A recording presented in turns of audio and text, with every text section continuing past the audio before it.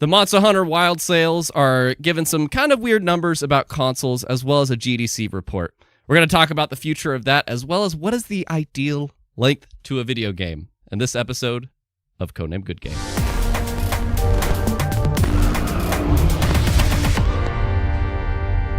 And joining me today is two people I very much cherish. I have with me Rob from the Gaming Duo podcast, the Demon Slayer himself. Hello, sir. How you doing, guys? Thank you so much for having me on. And I have Kelvin, also from the Gaming Duo podcast, the Snake Eater. Hello, sir. The Snake Eater. I like that. How's it going, guys? We are back in our... Oh, I need to switch my scenes. Anyways, we are back with the three of us as I figure out why my multi-thing doesn't have both of us. I'm going to fix that right now. It's fine. It's an easy fix. But yeah, it's good to have you guys back. I don't know. Like, I can't get all three of us on the screen. I'm going to fix that right now. But it's good to have you both on. And I don't know. How's it been? Like, what's going on? Kel, how about you? It's been good, man. You know, we've just been working on our craft and doing some videos and doing, our normal podcast. So it's been good. It's been good. Rob? How about you? Yeah, same. I mean, we've just been kind of, doing what Kelvin said and just doing Gaming Duo stuff. And we're doing a lot of housekeeping, and we're trying to figure things out as we go. As you know as well, that this is ever changing, and we're trying to keep things fresh and what the audience tends to like the most. Mm-hmm. So that's what we're trying to do, and it's fun. It's a ride. I saw it's a ride. You guys got to interview some cool people lately, man. There was a developer, two developers actually. I thought that was pretty freaking cool. We've done a few people. I mean, I think obviously we had a few developers on, and that's been awesome. We've had Danny on the show, which was really freaking cool. So Danny Pena, if you guys don't know, but yeah, it's been a great kind of conversation and trying to grab people into our kind of our episodes, and it's been fun. We've learned so much, right, Rob? We've talked to so many people and learned so much about what they do and how things work and stuff. So I've been really happy to have those people on our episodes. So yeah, for sure. Yeah, all the different perspectives that we've had on the show is awesome, dude. I'm just happy to have I've missed you guys, man. Just to put aside what's been going on, but I freaking miss you guys. It's been a hot minute. It's been a minute, right? It's been a minute. We were troubleshooting before this, and I was multitasking, trying to get everything up, and I was I just want you guys to know, I really want to say how happy I am to see you here. So it's just great. I'm really happy. And it's funny because we talk to each other almost every day, right? But we don't really sit down to have these conversations. Yeah, in some form. But we don't have these conversations. Yeah, we don't have these conversations that we're going to have now. So I'm super excited to get down to these conversations and deep dive into these. So this is what we're here for. So it's so juicy, man. Honestly, so and if anybody missed last week's Good Game, and actually this is for Rob and Kel, you guys as well. I alluded this to both of you because we're ready for this, but Codename Good Game, I'm changing up how it kind of works. I want this to, instead of being a news recap, if you will. I never intended for that, but just talk about stories from this week. It's more so an opportunity for you watching, for the people on the panel. We all can have this weekly book club, if you will, about video games, where we bring our own topics we want to bring. So instead of me making a docket for everybody, it's oh no, if you're on the show, if there's something you want to talk about, let's do it. Bring it to the show and let's talk about it. And and because we have more than two of us today, unlike last week, we each have our own topic that we're bringing. And I also have one from the chat too, or the community, I should say, that it's a surprise one for the two of you. Because another thing that we're going to end it with a good game, the sandwich in the middle is our main topics, but to ease us into it for the late bloomers that show up or everything, or people that watch the replay to get to know everybody, I have a question from a longtime supporter of the channel. Shout out to Creature, who has been a very big supporter for a long time. And Kel, you and I had a good debate this week about I know what you're going with. Yeah. about Yep. 2021 and Game of the Year. But this isn't actually that. Somebody asked Okay. a question that would have been great, but I think it's like that question is like its own big topic in my opinion. But something we could hit at a decent speed is, let me see if I have it here. Creature Transylvania wrote in, pit all of the Game of the Year winners against each other. Ooh. So as like a way to get to know each of us, like last week I asked Josh from Quest Mode, I'm like, Josh, what's your favorite open world game? And so what I'm curious from you guys, as I'm going to have on screen here, if you look at my screen share, I have in front of me the Game of the Year winners for the past 10 years, actually. I need to move where I am on this. Baba Booey. There we go. But yeah, so like 2014 was Dragon Age Inquisition. 2015 was The Witcher Wild Hunt. 2016 was Overwatch. 2017 was The Legend of Zelda Breath of the Wild. 2018, God of War. 2019, sorry, I'm mixing up the numbers. Sekiro Shadows Die Twice. 2020, Last of Us Part 2. 2021, It Takes Two. 2022, Elden Ring. 2023, Baldur's Gate 3. 2024, Astro Bot. And when you look at this list, is there any that's like, yeah, that's my favorite, or that deserves to be a GOAT? We can only pick one. If let's say if you hypothetically could only pick one to be labeled as a GOAT, what would you say is a GOAT, aka greatest of all time? That's tough. That's Can a go good down a one. list. There's a lot of good ones here, man, because That we is associate Overwatch, like Overwatch 2, people have weird feelings about, but for the time, Overwatch 1, you know? God, and Breath of the Wild and God of War, dude. Breath of the Wild, man. There's good ones here. I did not expect you to give us to hit us with this one. This is a surprise question. This is how I start. You know what I mean? This is how I start the show, is a surprise question to get to know the panel as to what their tastes are and what their opinions might be as we go into this week. But I'm gonna have to give it, yeah, I'm gonna have to give it to Elden Ring, man, because I think Elden Ring has, for me, I've played that game and loved every minute of it. I mean, you know, you've played, everyone here has played the game. They know how amazing that game is, right? I mean, everything else, not to take away from everything else on this list here, but like Elden Ring just has this like this thing about it that makes you want to keep playing no matter how bad it gets. You want to continue playing this game. I have to give it to Elden Ring, man, because the times that I've had with that game and the memories that I've made with that game, I don't think anything else holds a candle to it.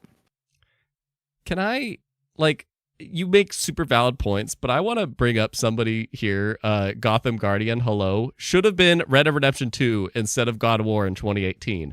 Gotham, I 100% agree. Yeah. I 100% agree. Yeah, I agree too. I don't know if you guys agree with that, but I feel like Kelvin for sure no. But well, here's the thing. I loved Red Dead 1, and I beat the game. I platinumed it, but Red Dead Redemption 2, I could not. I played a decent amount of it, but for some reason I could not finish the game. And I don't know if it was just the gameplay there's a steep style. hill to climb. I think so. Very steep hill. But I think the gameplay mechanics is what really drive me to not want to complete it and finish it. But I still want it. I still want to get into it one day and finish it up.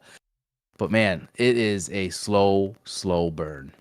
You know? I will agree with that. As much as I do think, I think God of War, now that I've played both, it made sense for the time. Sure. It was the much more, somebody phrased it in a great way, where it's like Red Dead Redemption 2 is you going to the buffet and you eating more food than you need, but God of War is like that exact thing that you want to order and you're being served it, you know? And somebody, I forgot who said that phrase, but I'm like, yeah, I could see that. Red Dead Redemption 2 is maybe just too much for sometimes, which, Kel, that is going to be a perfect, we're going to talk about that in your segment of the show. But, yeah. Rob, how about you? Is there any, amongst this list of, what would you consider a GOAT or your all-time favorite of the past 10 Game of the Year so far? It's tough, man. It's tough. It's tough. He's why the situation, man. I'm conflicted between two. and that is Wait. Can I guess before you do? Yeah. Definitely for you, right? Elden Ring. Okay. Right. Yeah. And let's see. And and then Sekiro. Breath of the Wild. Okay. For sure. Yeah, I'm gonna put The Witcher 3 Wild Hunt like right underneath there because that game is very highly regarded and everyone loved that game. Elden Ring, I want to say Elden. I think for me personally, it's Elden Ring because I went through every nook and cranny of that game and explored everything, and I literally no-lifed it, right? But when I think of, what do you mean? I'm just curious. I'm like, I wonder if recency bias is taking over for us a little bit, though. I wonder. Maybe, but I do remember Maybe. Breath of Wild. I did the same thing. I went to every nook and cranny, and I know you did, Tony, for a fact. I know you took forever to beat the game. Yeah. Yes, I did. But I think on an audience level, right? The entry point into Breath of the Wild is so much more than Elden Ring. For if you're looking at like the consumer. Say that again. The entry point. Yeah, as far as like anyone can really pick up Breath of the Wild and just play it and be okay with it, right? Yeah. So with Elden Ring though, it takes a specific type of player to want to enjoy that game, right? Like I'm not going to recommend Elden Ring to my fiance. She won't like it. But what I can recommend The Legend of Zelda Breath of the Wild, and well, guess what? She just started playing it right away, and that to me speaks volumes, right? It's like this game is able to get someone involved that wouldn't normally play that type of game, and I think that's why Breath of the Wild kind of takes the cake for me over Elden Ring. Approachability, I could definitely see as an aspect. And as much as I freaking loved Astrobot, you know, like I feel like Astrobot, like maybe that's a good question, is like who might be a weakest link here. And I feel like I don't know if Astrobot is. I would maybe say Dragon Age Inquisition is the weakest link. Probably when I look at this list. I don't know if anybody else doesn't hit that. We're starting it up off, y'all? Because we had that conversation as well, so I'm just saying. Well, I don't know what logistically. I don't think so because It Takes Two to me. It's not going to be at my top, but it's like I feel like when I look at this list, I wouldn't put it towards the bottom because at least it revolutionized something that just nobody on this entry has. Nobody on this list has, and so for that, it's like I can't put it at the bottom. I don't know if I would put it at the top, but I would probably put Inquisition at the bottom. For me at the top, yeah, I'm kind of with you guys on Elden Ring, but man, Breath of the Wild. Man. Like, that was very, you had to be there kind of game, right? Like you had to be there, man. Like there's this whole debate that is going to potentially come up next week on Codename Good Game, but like, the whole debate between Breath of the Wild and Tears of the Kingdom, everybody, and Rob will probably interject on this, where, like, to me, I think Breath of the Wild is a superior game because of the first time feeling, you know? Like, Tears of the Kingdom is a better game on paper, but it improved what the base of Breath of the Wild was. And because of that, I'm like, man, there was just not an open world game like it. But Elden Ring was a unique world in itself, if that makes sense. But just Breath of the Wild is the truest sense of freedom I've ever experienced in any video game in my life. I might say Breath of the Wild. I would probably say Breath of the Wild. Breath of the Wild. Both of them have very similar concepts of like these two games, massive worlds, but also the way the levels are built are so intricate, and they have these like layers on them, right? Where you're in the main top level, whatever, but then there's like a whole other world underneath you, right? Or there's like a cave that, you continue down the path, and it's like there's just so many ways to so many layers in both of these games that make it so memorable, and that's why Elden Ring is top there. That's why for you, I'm sure, Zelda is also there. It's just the way they've built these levels is masterful, in my opinion. Rob, if you missed it, I said I think Breath of the Wild will be my pick, but yeah, I need to change Nightbot, but I agree that. I agree with that. It's just here's the thing, you can't really go wrong with that list, right? You really can't. Well, there's some games that are like there's some towards the Dragon Age Inquisition. Maybe you might not want to pick it there. Yep. Yeah, you know. Do you have a weakest link, Rob? Do you have a weakest link potentially? I think it's Dragon Age for me. Yeah, I think so. Are we like unanimous on that? Yeah, I would definitely pick that for sure. Yeah, me as well. Great list, man. Great list. I thought it was a very, very fun question. That the other question was like compare each of the. I'd love to see you compare the past 10 years of video games, and I'm like, that's a huge question. That's a really big question. But comparing the game of the years, I think so. I think it'd be fun to just say what's our weakest link and what's our strongest link. But yeah, but I'm also one, by the way. I don't think the hate on Last of Us Part 2 is deserved. I'm going to say that. The hate on The Last of Us Part 2 is not deserved? I don't think it's deserved, in my opinion. I think people are pissed off with the story. The gameplay is phenomenal. Really, it's a good game. But I think I think the story's fantastic too. I think it overstays its welcome. I think the game, I would agree with that. Yes. Yeah, I think the game takes way too long, and at some point, there's a certain point in the game where you're just like, okay, I thought we were done. We should be done at this point. Such a good segue. Yeah. Oh yeah, right. Yeah, we have good topics today, man. There's good topics. We got something about what is the ideal length of a game. Apparently, people are just not playing new games. But before that, I have what is a headliner topic. And if you're here watching, let us know. And if you feel like supporting the show, feel free to go to the description where there is patreon.com/SamuraiKibuji, or just chat for free if you're here, or comment after the replay. You just be a part of this show. That makes it so much fun. And if there's time or support, then we might be able to hit your messages afterwards. And I'm just looking forward to talking with you and Rob and Kel, just having a good book club for this week. But the first, are we ready to get into it? Are we ready to have some freaking big picture talk? Because that's literally all we're doing today. It's very big picture talk today. Let's do this. Give us the optics. I'm ready. Let's slay some demons and eat some snakes. All right. Snake eater. So, anyways, first topic is what will be mine, which is I learned about this I think it was 2 nights ago, and I didn't think much of it, but then it just kept festering on me as an idea. Lately, I've been having this belief that PC gaming is starting to take over console gaming. And as the years go on, I feel like there's just more and more proof of that. But lo and behold, what do I see eventually is this official sales numbers that we have for Monster Hunter Wilds. I'm going to pull up this article from IGN that says Steam accounted for more than half of Monster Hunter Wilds' total dollar sales in the US. And that is the overall statement, but just a little bit more about it.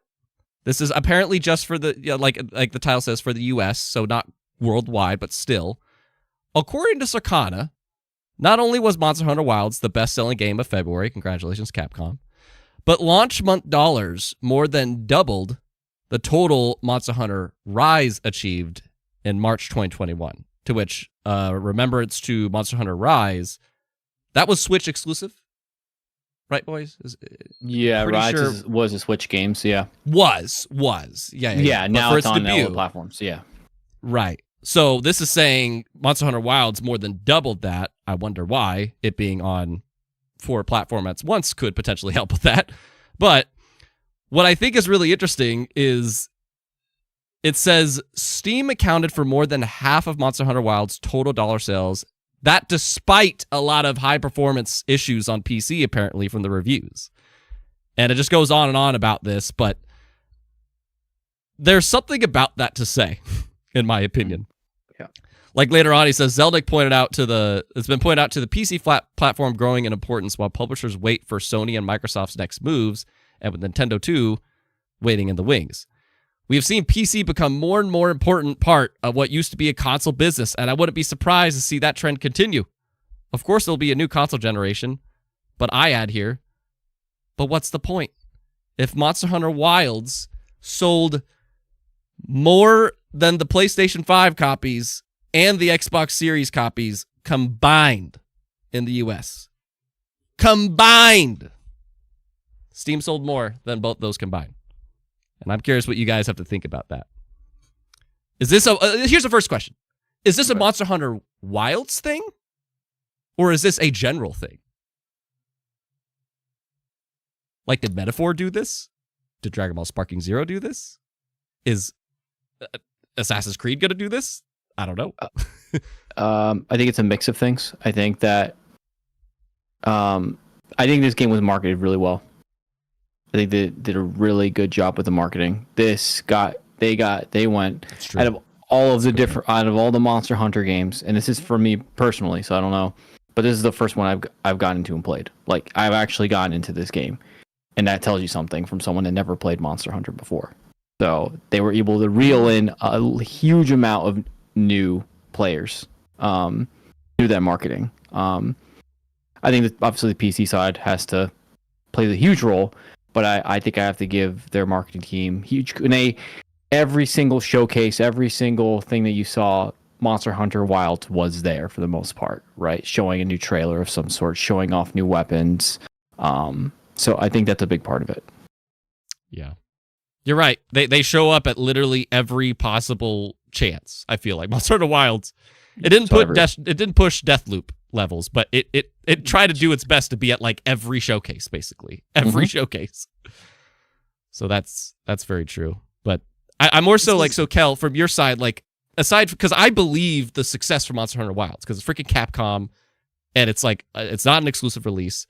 But Kel, like, what do you think about the fact that in terms of the US, Monster Hunter Wilds sold more than PlayStation and Xbox combined on Steam?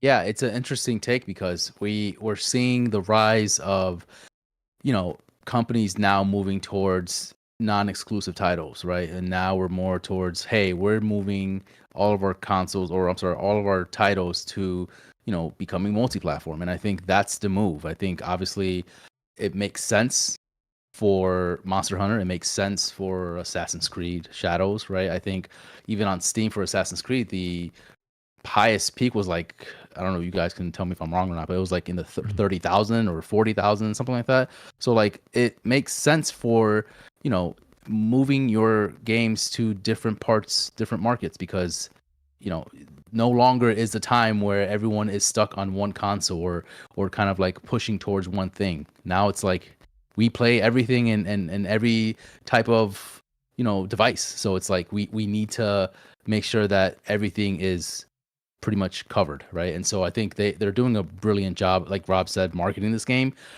They got both of us. Like, we've never played Monster Hunter ever before, but the way they've marketed that game, showing up different different weapons each time, and just showing like the cool things that you can do with those weapons, like that really enticed me to play the game.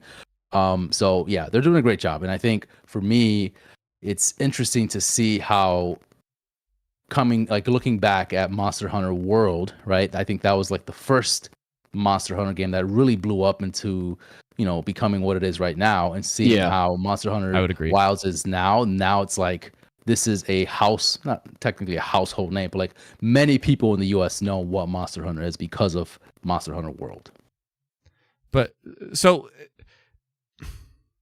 because I guess to me, the thing that I keep latching on to, and just my take on this is, because I don't disagree with anything that's been said about Monster Hunter and the how it got here and what it's doing currently. The thing that I just can't help but constantly think about is just this idea that just consoles are meaning less and less now, especially console exclusivity. Because as that IGN article laid out, like Monster Hunter Rise, the last major Monster Hunter game, this is done double. And it's reminding me of like the strategy now. Like, why is Microsoft trying to go everywhere? And now even PlayStation is like, they're not there yet, but they're trying to launch things day and date on Steam if it makes sense or whatever. But I could imagine in like maybe 2 years from now, they'll totally be doing the same thing Xbox does, where they want day and date on Steam, at least until they hear that we can play Steam games on Xbox. But so it just seems like though everybody but Nintendo, we need to be on Steam for this to be successful. Black Myth Wukong.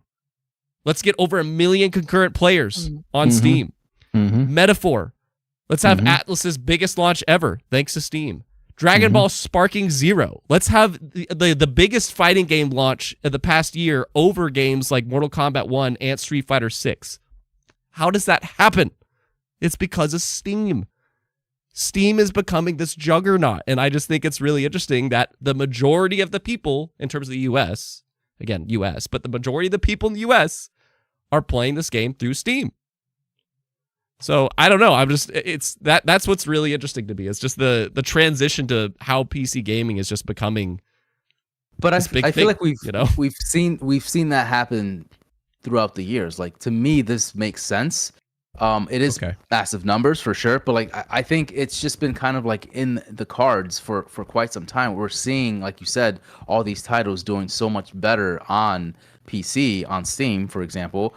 But it's, I don't know. I think the question of like, hey, like, what's the point of having consoles? I think there's room for every, for PCs, for consoles. I think it's another share. It's another place for companies to, take advantage of, So I don't know. It's a tough question because then there's titles that don't do that well on PC, but they do well on consoles, right?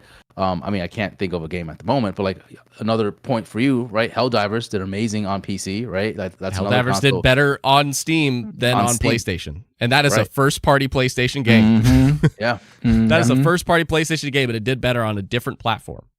So maybe this is just the time that we're in right now, that a lot of people are playing on PC and we're kind of like moving away towards the console era. But maybe that's just, and like now, what if in another 10 years or so we kind of like revert back to consoles? Like I don't see this being like a forever thing. Like I feel like it can kind of move either way.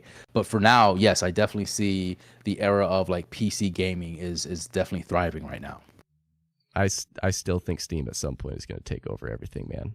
I really do. Like, I'm not even joking. I really do. I think at some point it's like, nope, here's the Valve box. This is where Microsoft and PlayStation publish to. Nintendo will be the last one 20 years later. And you think there's no consoles after that? Other than Nintendo. No, that's not true. They'll make hardware. Kind of like what Xbox is doing. They'll make hardware to play their games, but like the hardware it's going to have the Steam marketplace on the hardware. I definitely think that's the direction that like we'll be transitioning to next gen, and then the gen after that, it's a Steam everywhere. I mean, you got to think of it of like consoles exist because they are affordable. It is an affordable way to play a game. It is the most affordable way to play a game. That's why they're so popular, right? It's just like, okay, everyone it's box, and the box does the same thing, right? It's not, there's no different configuration like a PC is. PCs tend to be, I don't care what anyone says, you cannot build a $400 PC and get the same performance out of like what you would get. 100%. Thanks, Rob. You're not doing it. Sorry. I don't care. So that conversation is stupid to me. Yeah. Now they joke as, they say it's upscaling and all that kind of stuff, whatever. But I think for the budget gamer, console is the way to go, right? And if you don't want to deal with any of the, I don't want to optimize and I don't want to tinker with my settings or anything like that. But as you can see now, PlayStation has a lot of the performance stuff now. Like now when I put up my PlayStation, I put up Monster Hunter, there was 3 different performance settings I could use. In console, that was never a thing. So they're becoming even more PC-like on console, especially with the PlayStation PS5 Pro and then whatever the new Xbox console will be. Yeah. So I just think that Steam is just the way to be. Like Steam is almost like the perfect launcher. Everyone tries to do their own launcher and they fail miserably because Steam has always just been super consistent and they do things that they're almost like Nintendo in that sense, where like they'll just do micro things to adjust. Can I ask a question? So where do we all primarily game? I feel like my assumption, Rob primarily on his computer, Kelvin it's a mix, and I'm primarily on console. That's my impression. Am I wrong? You're kind of wrong. I'm mostly console. I'm console. Okay. Rob, I feel like he's the mix. I flip flop. Okay. I flip flop. This past year, I've been I've been on my PS5 a lot, just because I'm gonna be honest. When Don't say Portal. We'll go to the Portal, but like me, I work from home, so like I'm on my computer all day, right? Like I'm literally the same computer that I like basically work on. So like the last thing I want to do is stay at my PC and play in the same place I was for the last 8 hours, right? So that's why I'm like, I want to sit back on a couch and I just want to play and just hit a button and then I'm playing. So that's at least where I'm at right now at my stage. But last year or the year before that, I was super into PC. Okay. Tony, you're console, right? Or no, you're mixed. I'm definitely console. He's a mix. I'm console. No.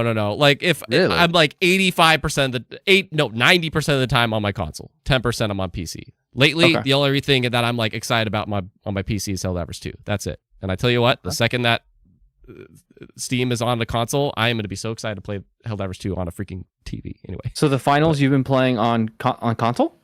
Primarily, but every now and then. Okay. Every now and then, but just not frequently. But C2 watching right now. Last year's consoles oversold more games than PC, but I'm not sure why it varies from game to game. PC is catching up though. C2, we're gonna address that in what is Rob's topic, because I want to know your source on that, because we have new information that I don't know if that's true, but. Creature, can PC be used with a flat screen TV? PC can be used like I see Rob set up in the background there. Like Rob, I see your like television is to your side there, and you're on your computer monitor right now. That's something that you could do with the PlayStation or sorry, a PC. Like you could just have a different monitor on different areas. So yeah, but I don't know. Maybe I just need to get a super long HDMI cord. Like a 30-foot one that goes all the way to my living room. And I actually never thought of. I should do that. I actually should run a HDMI cord from my PC to my TV, and I can literally game on the couch if I want to on my PC games. Yeah. Could do that. Yeah, that's true. But then I can't play keyboard mouse. Mm-hmm. Do you really? Do you? Depends on the game. If it's a first-person shooter, I actually will play. If it's a single-player first-person shooter, I'm crap multiplayer. But like Doom, Dark Ages. Yeah, playing that on mouse and keyboard all day. See, I think that's what really pushes me away from PC gaming, is because of the keyboard and mouse thing. I can't wrap my head around 100%, Kel. 100%. Can't do it. You could flame me all you want, guys, but I cannot do the whole keyboard and mouse thing. It's more precise. It is more. I'm telling you, you have more flexibility. You really do. It's literally just objectively speaking, it's more precise.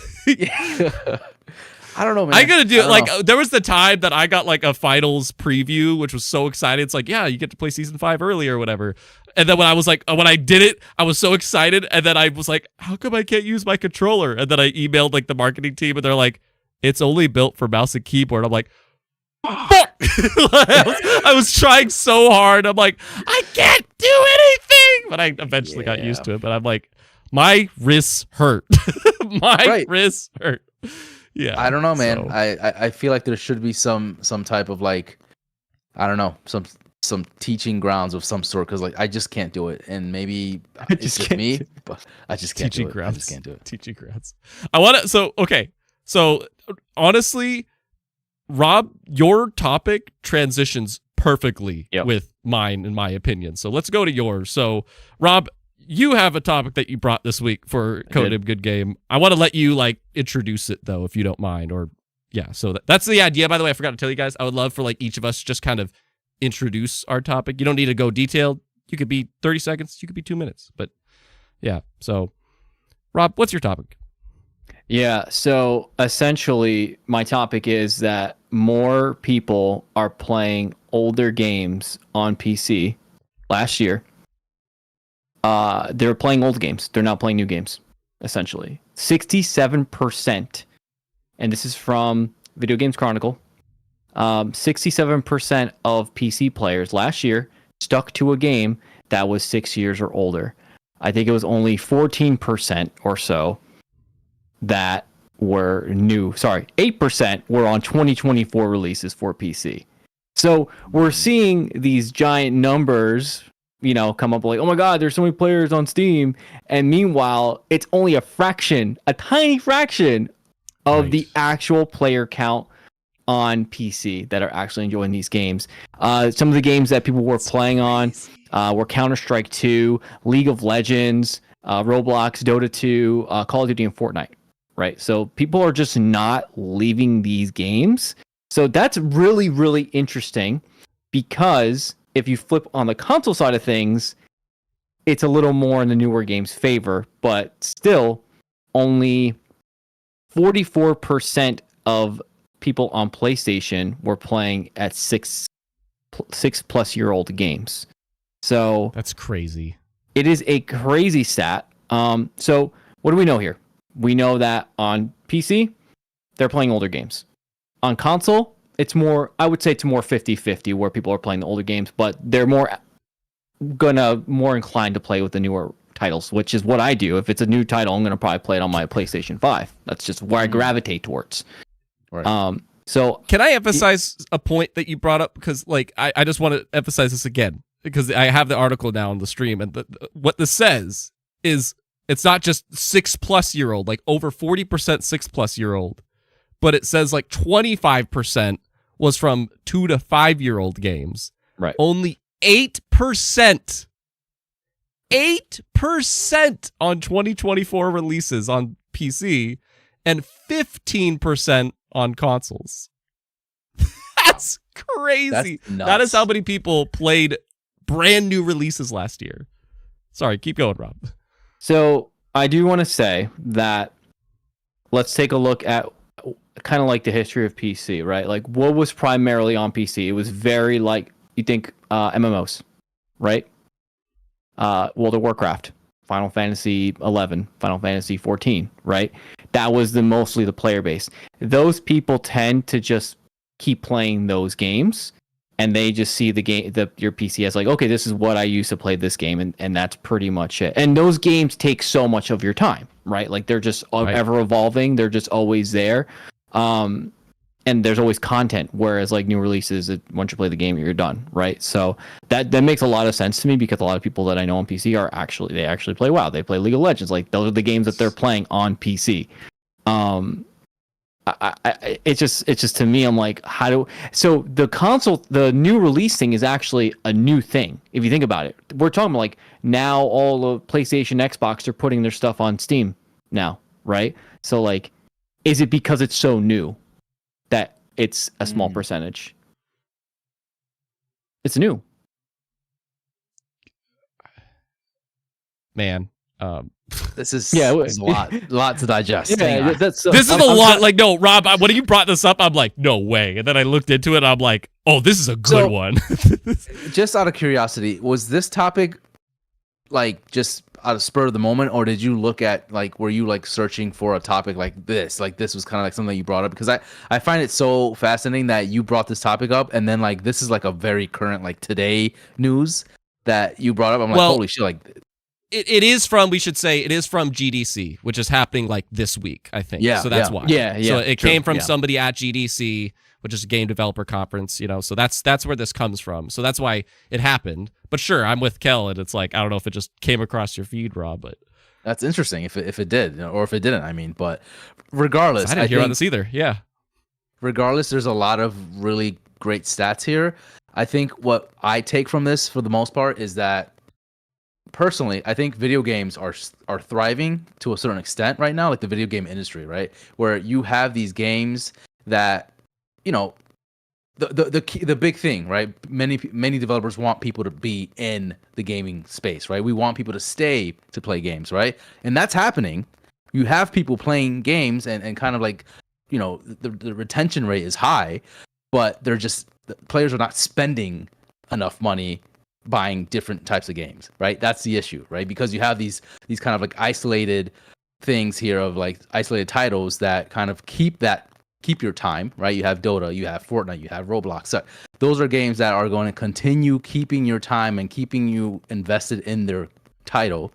And therefore, there's people now in this day and age, like they don't want to move to play Dota, or they don't want to move to play League of Legends because they're playing Fortnite with their friends, and that's where all their friends are. And so it's fascinating to see that. And they don't want to move to a new game because why? Like I want to spend my entire time in Fortnite, and I just bring Fortnite because it's the easiest one for me. But like Fortnite is, where all my friends are at. So why would I want to buy a different game when I'm still having a blast here? We're getting constant updates here. We're getting new stuff here. Like to me, it's a fascinating stat because we're seeing the retention rate so high, but we're still not seeing people purchase games the way we want them to, because that causes issues, right? We can't see the industry thrive as much as we want it to, because now we don't have developers making new titles because no one's buying it, because people are still stuck with playing Fortnite, Dota, all this stuff. So it's hard to like really navigate the industry, That's all I say. You're bringing up hot stuff, man. That's really hot stuff, because that's like, so because there's I also, to go with this, I don't know if either of you saw was that this week or last week? Kind of Funny had an interview with former like PlayStation head or something like that. Aaron, Sean Layton. not Sean Layton. No. What's his name? I think it starts with an A. I forgot, but very big. He was in the This Is How You Share PS4 game. Yeah, thanks. He was the thanks guy. But yeah, that is a killer podcast. I would highly recommend everybody listen to that if you care about the big picture of games, because he has such good insight on like why are budgets ballooning, why are games taking so long, what's better, is it to have a massive team doing a game or a smaller team, and so on. Like there's a lot of good insight. But Kel, like you were bringing up something, and it's like there's just, and I think there was a previous interview they did too. They got some really good picture insights, and it's just you can't, it's hard to insert yourself in the live service scene. You just can't do it, because like this report was saying, where, everybody's playing Counter-Strike, League of Legends, Roblox, Dota. That is the majority of what people are playing. These games that are over 6 years old and they can't stop it. Yeah, they'll hop on Helldivers 2 for a moment. Yeah, they'll maybe hop on for a match of the finals when a new season comes out. But then they'll just go back to that thing that is their crippling addiction. Yep. League of Legends, Rob, question mark. Yeah, seriously. I'm not addicted to that game. Oh, I thought like there was somebody, I thought it was Dota or something like that. I couldn't remember, but it's definitely League of Legends for Rob. I mean, he's not addicted, but there was a point where you would play that. There was a point. Okay. Yeah, well, I was like because it's like I had buddies playing and stuff like that. But I 100%. It's like, why would I spend all this money on something new when I'm just paying already some money to play this thing that I love, and it's part of my identity at this point. Yeah. I can't stop playing. Quick, it was Adam Boyes. Adam Boyes. Yes. Thank you, Kel. Yeah. He was on the seriously, it's such a good interview. But yeah, like I'm an example of that, where for the past over 3 years now, I have been playing Halo Infinite almost weekly, just very quickly to get the dailies done and just play it really quick. And I could have been playing so many other games because of that. But unfortunately, I hop on it to do that, or do some dailies in the finals, or in Yu-Gi-Oh! And it's like people get entrenched in these multiplayer things from years ago. Yeah. But I'm just shocked that, like, and Kelly, your other point is, if the industry is kind of struggling right now when it comes to, ballooning and everything, and a part of that is that, now we kind of have this data of only 8% on PC and 15% on consoles are playing new games. Mm-hmm. They can't break the chain of events. Right. You can't break the cycle. Yeah. And then when you're looking we at are Spider-Man, part of the 15%.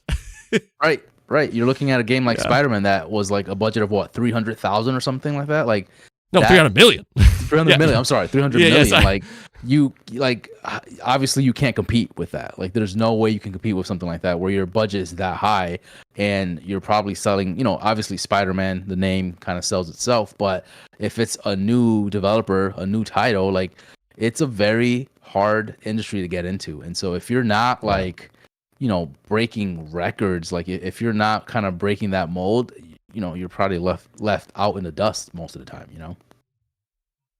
What C2 watching says, I think Sony's move to try to make live service games was correct because of this. They just didn't do a good job of it. Yeah. I don't know, for me, at least, I don't know if I would use the word correct. I would use the word, I get why they tried, kind of a thing. Yeah. Because this is why. It's like, if you could get a good live service game, then you have people for years. Yep. And I think that's, there's more potentially here, somewhere else, I can't remember. Oh, actually, it's in the Kelvin's topic of an article I have. But like, that's something that publishers want. They want to keep the audience around. They want them to get the DLC. They want them to get the cosmetics and stuff. And that is just printing money. And that's why PlayStation tried to do this. Now, I still think they get too much shit for Concord because it's like people forget. Helldivers 2, massive success. Concord, not. So it evened out. It evened out. Yeah. So I don't know. Like, it's just, it makes sense, but at the same time, 15%, man. I don't know. I don't know how you break through it. Unless you're okay. So here's my question to bring it back to Rob. This is your topic. Does Grand Theft Auto 6 change this number? For a little bit. How many people are paying for a little bit? For just a little bit. At least it'll make a dent in it. I think people want the newest, shiniest game to test their PCs. They want to test, like, you think of like Cyberpunk, right? Like Cyberpunk, people wanted to play that game on PC because they're like, this is a beautiful game. I'm going to push my graphics card to ultimate, the limit. For this is like, that is like it's like a weird thing where like the PC heads want to push their PCs as much as possible and see like what they can push out of the graphics. And I think GTA is there for that. So I think GTA is going to be pretty big, but also a lot of people on console love GTA. So it's also going to do well on console as well. Yeah. So I think I also feel like it's gonna cannibalize its other titles because it's you got to remember it has the online portion as well. So once the online whether it comes day one or later down the road, you're gonna see a lot of people just kind of like just flocking to GTA Online, and that's gonna create its own little ecosystem. People are gonna be there for the eternity.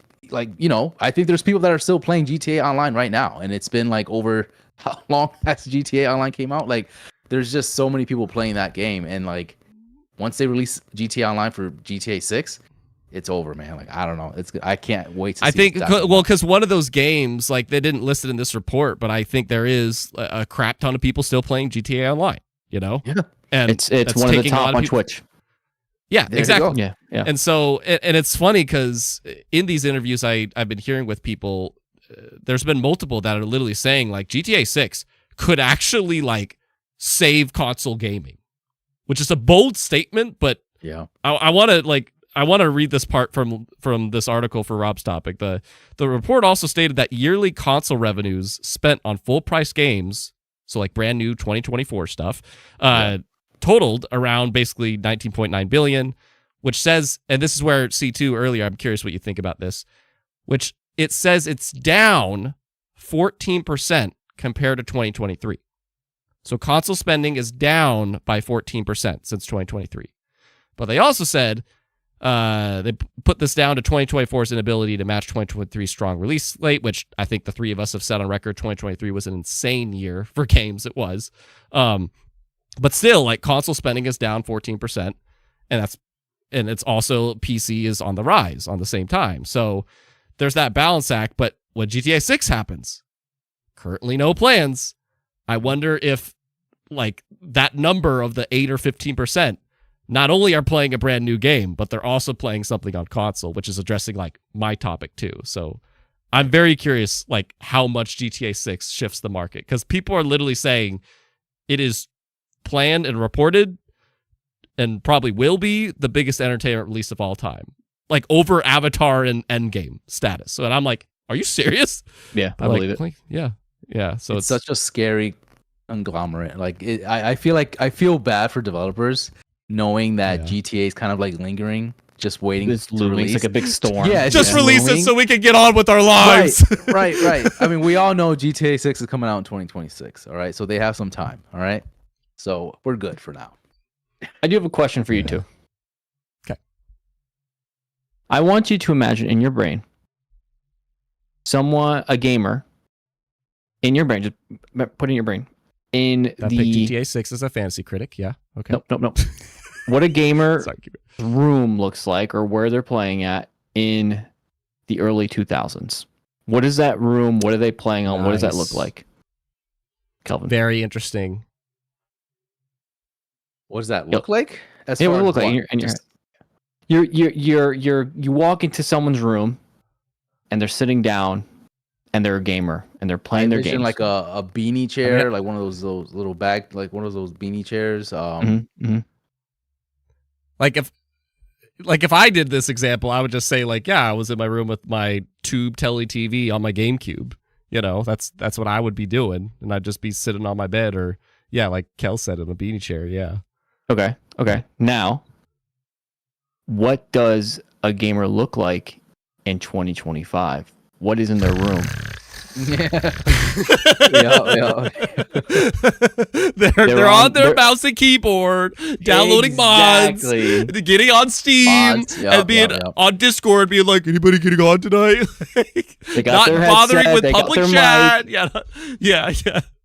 Totally different. You're right. That's a good point. I see where you're going with this. Keep going. You're cooking. I see where you're going. So that's what I'm saying, is that like it's shifted to where the gamer is not, you don't think console gamer when you think of a gamer in 2025. You think of a PC gamer when you think of a gamer in your brain, realistically. Yeah. So, and you also got to remember, I think Twitch has a huge part to do with this. Interesting. Right? People don't stream unless they have a capture card, but like they're not really streaming off of their PlayStation 5. They're not really, unless it's like hooked up to their desk setup and they're doing that. But the majority of people are doing PC games. Yeah. They're because it's just, they just hit stream and they're good to go, and it's easy. So it's just, there's a lot of like marketing behind it too, of like you seeing it everywhere. Like that's actually the gamer. The PC player is a true gamer at this point. The console player is the outlier. You're cooking right now, dude. That's so true. Yeah. You're right. I didn't think of it that way. It's true. Well, that's what's happening. Like that's why I think like Rob and I's topics, they go very hand in hand. Like I'm just like I'm seeing people shift to Steam, and then this report that Rob's talking about, it's like people aren't playing new games anymore, and it's just like it's because those Steam sales, man. It's those Steam sales. You can't ignore them. I don't know, man. It's crazy. I really wonder if it's just going to keep shifting like that, or the backlog is infinite, and something that causes the backlog to be infinite is Kelvin's topic. And one more thing too. Go ahead. When Steam Deck is just the beginning, like the Steam Deck itself. They're gonna cook with that hardware, and it's gonna be, you have your whole Steam library in the palm of your hand. Scary. Imagine playing Valhalla in that Steam Deck. Valhalla? Imagine what? Imagine playing Valhalla in that Steam Deck. Battery life. Assassin's Creed Valhalla? Yeah. I'm just picking a why? I was like, Tony thought the same thing. We're like, does he mean shadows? Like, what is he talking about here? No. Just trying to segue into it. Never mind. I failed miserably on that one. Sorry. No, I get what you're trying to do. Kelvin, what's your topic this week? So my topic here is a little bit different than these guys, but I think for me, I always hound on the fact that throughout the years, ever since way back as far as I can think, right? Video games are just way too long, right? I feel like right now in this day and age, games have just gotten extremely longer every single like generation, I feel like, right? And so what's the sweet spot? Where do you think a good length for a video game kind of holds, right? Like, is it 20 hours, 30 hours? Or are people satisfied? Hence why we have so many of these like long titles, of these long games. Are people satisfied with the 80-hour plus games? And so what I want to present to you guys is like, what is the sweet spot, right? Because going back to Valhalla, right, Assassin's Creed Valhalla, I saw that there is about 125 hours or 135 hours worth of like content in that game to finish everything from like start to finish, right? That is Danos or Valhalla? Valhalla. Okay. I got an article for you, Kel. It's on the stream, so watch it in post. Yeah, there's a part where they do say Assassin's Creed Valhalla, 135 hours to accomplish every task. Yeah. And that game was, you know, it did well, right? But I think the biggest gripe that everyone had is that game is just too freaking long, right? And a lot of people didn't really finish it, right? And then that's another aspect to it, right? Where you can talk about just like your time as a gamer of like, hey, I can't play all these games because I just don't have, there's not enough time in the day to play all these games. Or you can look at it from a developer's point of view, and they're like, we're putting all these, you know, hours, time, resources into this 135 hour game, and only like 10% of the gamers that are playing right now are watching or seeing our stuff. It's like, is it worth it? You're adding money. We've had great segues, cost. Man. Great segues. Yeah, only the 8 to 14%. Yeah. So. Yeah. It's like there's so many things about this topic that I really love about, and I just want to hear your thoughts on. Yeah. Tony, you could take if you want to take it. I'll go after you. But sure. I mean, like I'm not gonna read out all this because this is a longer one, but I have on the stream. There's the Washington Post. Video games keep getting longer. It's all about time and money, and it's a long read. It's from 2 years ago, but there's a great thing on this site that if you're watching live, you could see it on the screen. I love this calculator thing they got, where it's like, okay, Elden Ring's main story is this many hours. If you could only do an hour a day, how long would it take you to beat the main story? 44 days. What if you could do 3 hours a day? Okay, then you could do it in 15. Or if you're a completionist, you know, it's a really neat like calculator that they got here or whatever. And that's part of what Kelvin's talking about, where it's like, we were just talking about how I put an atrocious amount of time into Breath of the Wild and Elden Ring probably too. And it's like, I love this question, Kel. I love this topic because it's a very good question. It's just like we can go in if so a many game angles, is too long, you know? yeah. If a game is too long, to me, if it's at least if it's a single player open world, because that's the hard part. It's like we were talking before about if it's a multiplayer live service, then it kind of becomes our story. And I think those are the games that could definitely sink a lot of time. If it's like an action RPG or a Monster Hunter Wilds, if you will, or just something like a experience that you just go to make your character become stronger. But if it is a straightforward, my prime example for this, Avowed. They were saying in interviews before Avowed came out, oh yeah, don't expect anything huge. It's going to be like a modest 20 to 40 hour game. Like maybe if you do some side stuff, an additional 15 hours. Bullshit. Bullshit. I spent like 20 hours in that first area doing side stuff. 20 hours alone. And apparently there's like 3 or 4 regions. At least. That game's going to take me forever. And I feel like too, it's not always because it's bloat. But sometimes that makes me concerned. It's like, do we make these games long for the sake of being long? Right. And this is another hot take, another one about PlayStation that I praise them. I think Spider-Man 2 was awesome. I don't know where you guys sit on that, but I thought Spider-Man 2, it was $70, but it was a sweet, like, 15 to 20 hour game. Oh, yeah. I loved it. We completed it 100%. Yeah, exactly. You 100%ed it, and it felt good, right? It felt good to feel like you're making progress instead of being daunted. Oh, man, this is going to take me months to complete. That's what worries me. So, I don't know. I'll cut myself off there to let Rob go. But well, I think specifically that game, I think the problem with you, look at this right now. Look at the main story compared to Completionist. It is more than double to do the Completionist, right? So you play 2 hours a day. Yeah. Yeah. Is the side stuff worth double the amount of time that you're investing into this game. Like, if you think about, like, for me, I'm like, is the side stuff just like playing with our human nature of seeing like a check, like a checkbox, and we need to check it off to feel that like we did it? But is it actually Oh my God. fun that we're doing this? Are we just doing it because we just gotta check it off, you know, just check off that thing? I feel like I didn't play the game if I didn't check off everything, right? Is it that's so subjective such a though, good because conversation.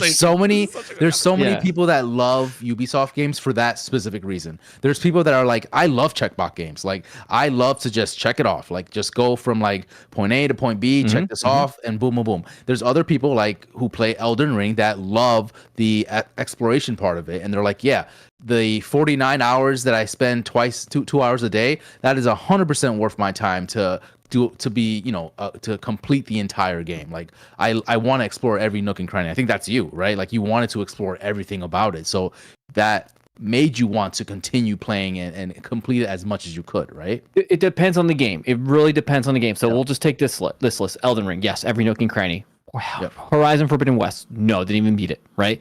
Cyberpunk, no, I didn't even. I beat it, but I was like, I'm not doing all the side stuff. You miss Arceus. Oh yeah, Arceus. I did all of it. I did all of it. Valhalla, Rob, I'm sorry, can I interrupt because you bring up a good point here? Like, didn't even complete it. There's a part of this article that's like, one study published in 2019 reviewed that the achievements from 725 games on PC gaming storefront Steam, and found that just 14% of the players actually completed the games they own. Yep. You know what it is? You know what it is?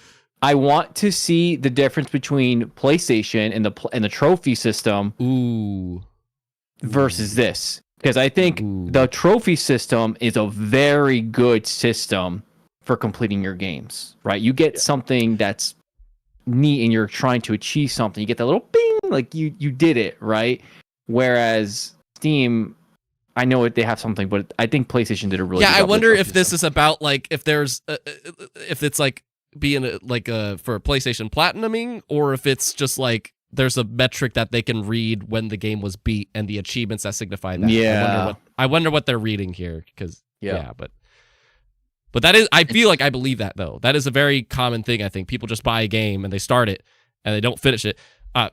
Rob, I don't mean to call you out, but I was asking you, I'm like, you keep it up with Avowed? You know, and it's like, no, it's not probably. Like, the other things happened. They took over. Yeah, the Monster Hunters came out, Split Fiction came out. There was just too many games that like I wanted to demand because it's impossible to just like, you have to be really, really. So how do you complete a game if it's more than 10 hours? You know? Yeah. You sacrifice other titles. You sacrifice You other sacrifice, games. that's perfect. Hell, That's that is perfect. exactly it. Yep. That is exactly it. I mean, look at my point right now, where I was playing Metaphor since it released day one, and I just beat it a few weeks, like maybe a week ago, a week and a half ago, 2 weeks ago, and I put in 100 hours of my time in that game. Yeah. And you know, to some people that doesn't seem like a lot, but to me, as a father, as you know, someone that works a 9 to 5, like that is a lot of my time spent in one game. Where I see it reminds me of the Squidward meme, right? Where like I'm still playing a Metaphor, and then I see like everybody else playing all these other titles, and I'm just like, like I could do that. I could play Monster Hunter, but that's another, 80+ hour title that I'm just gonna invest in. Like, why would I do that? I have to finish this one right now first. But now it's a chore. Now you feel like it's a chore. And now I feel like it's a chore because now I'm having fun. You're getting FOMO. You're getting FOMO. I'm getting FOMO. Exactly. FOMO. 100%. FOMO. Yeah. Yep. 100%. Yep. That's a big metric, because like admittedly, like I'm experiencing that right now where it's funny because we're hitting on multiple points. I think maybe Rob brought this up earlier where you almost feel like you're playing it just for the sake of checking it off and doing the dang thing, and it might even become like an ego thing where my current situation is I'm going to bring up Avowed because we haven't talked about what we're playing, but that's what I'm currently playing. I'm trying to work through Avowed. I'm enjoying it enough. It's fun enough for me to keep playing. The annoyance is that I want to be done with it. Like it's not a bad game, but I want to move on. Yeah, but I can't help it. It's like I want to see what's over there. I want to know what the side quests will lead to. It's like I want to do it, but I can't help but feel like the FOMO. Whether it's as I play this game, I'm missing out on Atom Fall, let's say hypothetically, coming out this weekend or whatever. As long as I keep playing Avowed, I'm going to keep missing out on that. Or if I move on to Atom Fall, then that's a huge-ass game. That will be a big commitment. Will I beat that in time for South of Midnight? I doubt it, And it's like, it just becomes this big mental hurdle of bleh. But when a game is nice and sweet, like beloved baby almighty Astrobot, you got me. Oh, yeah. You got me. Mm-hmm. You got Mm-hmm. I'm just down for these 10 to 20 hour ventures, man. I love it. Now, there's a question to that, though. This is Rob's topic, but there's the Kelvin's big topic. debate. Or sorry, Kelvin's topic. Sorry, yeah. It's okay. Yeah. This is a good question for you, Kelvin. Does game length equal how much they should charge for the game? I think there's two factors to that. That's a very long-term question that a lot of people have debated. Like, I don't think time in game determines the value of a game, which I agree on the value. But I do think dollar-wise, it's a combination of how much assets and graphic fidelity and all that stuff are put into this game, like the budget, production value, alongside how much game time you might get. And I don't know if there's a debate you have about that with games and just how much, like, because maybe it will be worth it to you if you play 100 hours. But at the same time, is that worth $70, or would you rather get a 10-hour game that's 50? That's me. I feel like I don't really measure it with the time frame of how long it takes for me to play the game or how long it takes for me to beat the game. For me, I've had amazing moments with 10-hour games, and I've had amazing moments with 80-hour games. And I would 100% try to support both. Right, I would try to support one that I think I had a lot of, I had good time with. Right, so for me, that metric doesn't play a toll for me. I much rather understand, like, hey, this game I'm gonna have a blast playing, this 10-hour game. Fine, like Child of Light. I loved Child of Light, and I don't know how much it was in the grand scheme of it, but like if it was like say $20. Like, great. If it was $50 or $60 when it first came out, great. Like, I would have still paid for that because that was an experience that I had that you can't take from me. Like, that was a great game, and the production in that game was like through the roof. That was phenomenal for an indie title kind of like game. That was amazing. So, yeah, I don't measure it that way for me. There's some that I remember. I think it was like Blessing from Kind of Fun, and it was just like, how much would you have paid to have experienced Breath of the Wild? And it's like $1,000. It's like, because right. like it could be a 10-hour game, it could be a 1,000-hour game, who knows. But that's another kind of aspect to it. Like, if you're paying for the time, the hours that you're spending on a game, like, you're basically Breath of the Wild is a steal. Right, like, you're getting so much bang for your buck on that game that's a steal. But like, you don't really complain about how much you're spending on that game. You're not complaining about the $70 that you're spending on the title, right?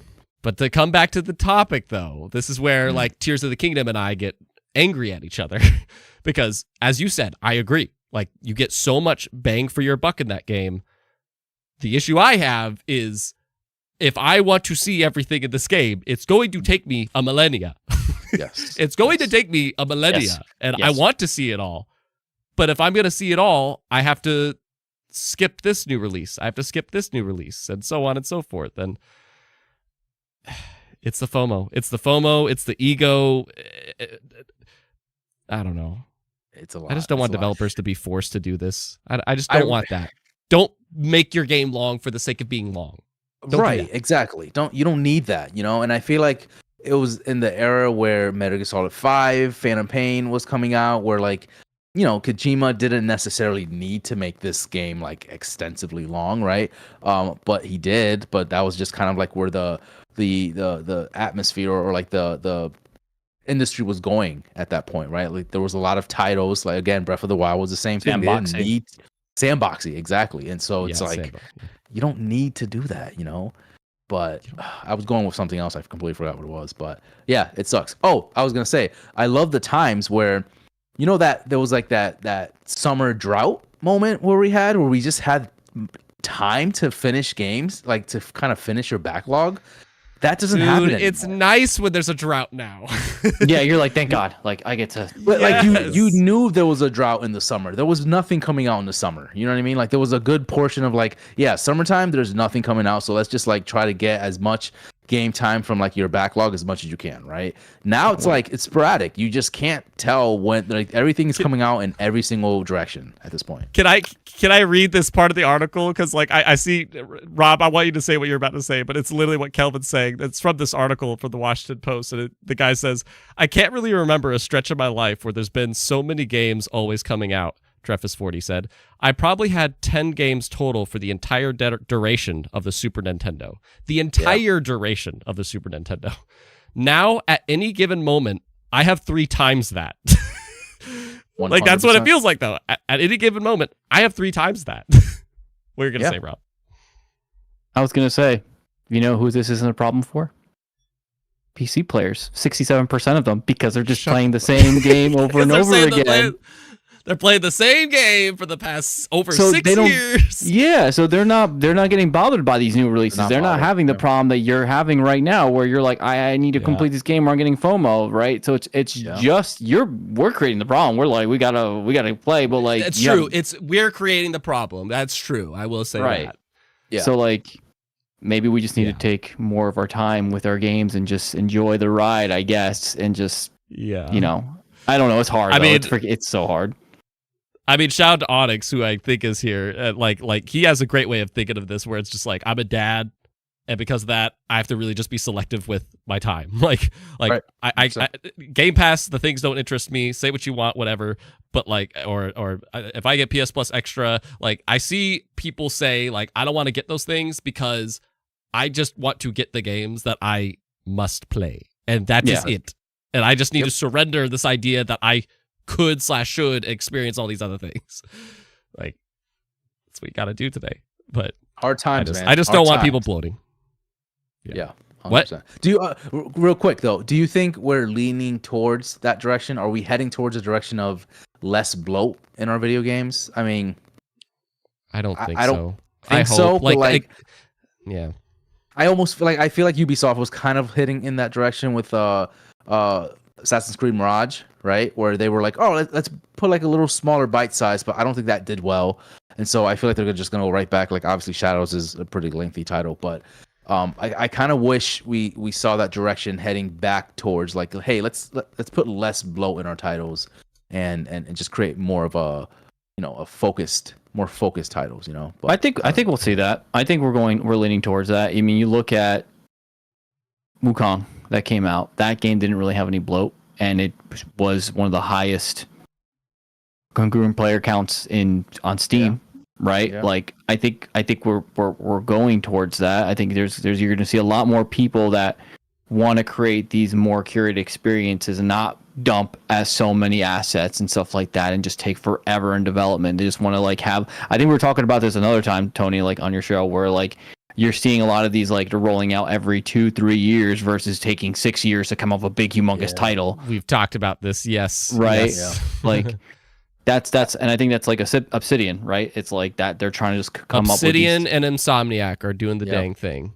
Yep. Yeah. So I think that's what you're going to see more now. Is you're going to see more of like a Half-Life type of or mid. Listen, and that's something that that interview. Go ahead, Kel. Sorry, I'm just going to say this real quick. I think the industry has no choice but to kind of downsize just because of how expensive things are getting. And so they have no other choice. So I think it's going to be forced on them at some point to be like, hey, let's tone it back a little bit because these 80-hour experiences, they're a little pricey, you know? Well, that's exactly what I was going to say. Like in that interview, I keep plugging in at Kind of Funny with Adam Boyce. Adam Boyce. He was mentioning like I in my opinion I would much rather see all these like smaller teams making something because if they hit, then they can expand that hit from there, rather than seeing all these like massive bets that we're doing right now. Because then if that misses, then that studio's screwed. You know, so. Like it's seriously, he talks about it greatly, and that's what I hope. Like, you know, we see freaking Saber Interactive. They just last week are like, hey, Space Marine 2 actually did pretty good. that was a pretty modest team size. We didn't spend like hundreds of millions on it. I think he even made a case about it or whatever, the director or something. Here's a Twitter post. Now here's our Twitter post. We're making Space Marine 3, guys. And it's just like, all right, cool. Like, that's just cool. So, and I would imagine it's just because the game did good. They didn't over budget it or anything, and they're hitting it. Mm-hmm. I want to bring in some people that are watching before we move on and start to get to the end game here. But where is it? Earlier, Creature was saying it depends on the genre. Yeah. Like, if it's a narrative game, don't fill a narrative game up with fluff. Don't make me have to sidetrack or whatever, in my opinion. Just make me go straight forward and let me experience a beautiful inside, if you will. But open worlds, I get it. That's the point, is to be able to do whatever you want. But so I could see the genre being a thing. That's for sure. Yeah, for sure. Yeah. And freaking Gotham, I have AC Valhalla at 200 hours. I believe it. I believe it. That's double what I did with Metaphor. Jesus, dude. No, I mean, that's impressive. Look, Metaphor is an Atlas game. So you knew what you were getting into. Oh, for you sure. knew what you were getting into. That's true. I don't know why I tricked myself. I'm like, no, it's not going to take long. But admittedly, that's what happened with me. Like with Persona 3 Reload, I was like 80 hours into that game, and I'm like, dude, I'm enjoying this, but I want to be done. It's like same thing as Avowed. Like it's not that sorry, go ahead. So it's not that I'm not enjoying the game. I just want to be done. That's all. You got the gist of it. You're like, I got the experience, guys. This is a great game. I love it. It was my second favorite game of the year last year that I played, but I want to be done. I want to move on. Funny about Atlas games when you say that, it's like I'm pretty sure every single Atlas game that I've played, I'm like, I'm ready to be done now. I think Persona 5. But guess what? You come right back in when they come with a new title, right? You're like, all right, go back to Reload. That's why I tell people, and they're just like, oh, you gonna play Persona 5 now? And I'm like, one Atlas game a year. No. Like, that's it. One Atlas game a year. I am not doing more than that. But C2 was earlier saying The Last of Us Part 2, which you guys brought up as being a bit too long, has a 58% completion rate. That's high. I mean, they probably... I was going to say, that's pretty high. That's pretty high. Again, I want to know what completion rate means exactly. Sure. Like, beat the game or platinum? I'm assuming beat the game. I think beat the game. I think start to finish a story. Beat the game. Yeah. Credits. End to start to end. That's credits. what I would assume. Yeah. And Onyx is here saying, I played Tears of the Kingdom different than Breath of the Wild for that reason. I did the story first so I can enjoy the rest later. I wish I played it like that. I wish I did that. Yep. That's so great because Onyx was on our show a while back and he brought up a great point. Kind of adjusting your mind of like how you should tackle these long titles, right? And so if you just focus on the main story first, forget about side quest, just focus on that first, I feel like you do end up having a better experience. And then when you're done with beating the game, you can kind of tackle any of the side quests you want, but at least you're getting the experience at the time that you're enjoying it, if that makes sense. What happened to the side quests are tied to alternate endings? Like, you know what, man? I don't know. Don't get me started about multiple endings. Don't get me started about multiple endings. Then you can't do this here, and we'll have a whole heated argument about that because it's such a I hate multiple endings, but that's a different story there. That's a different topic. Yeah. I don't know why Nightbot deleted it, but I did see it. Onyx was like, "Don't bring it up, Rob." I think it was all caps, whatever. Yeah. No, that's a big. To me, that's a big topic, Kel. But let's cut it off there because it's a very big. It's basically a rant session. That's what that is. For sure. Just make your game as long as it needs to be, and that's it.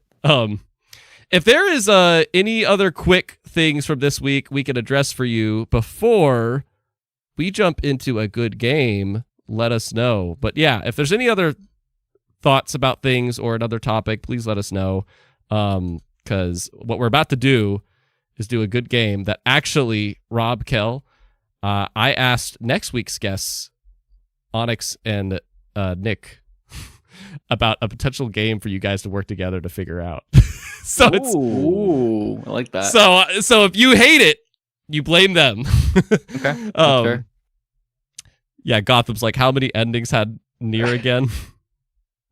Is that a thing? Nier Automata had a bunch. I feel like that's Oh, fake. I feel did like you have that's to not like? real. No, I thought you had to replay Nier Automata in order to experience the true ending. I hate that. That's so stupid.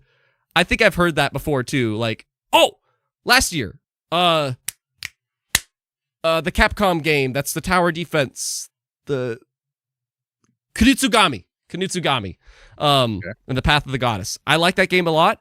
I was pissed when I found out you have to replay the entire game to get the true ending.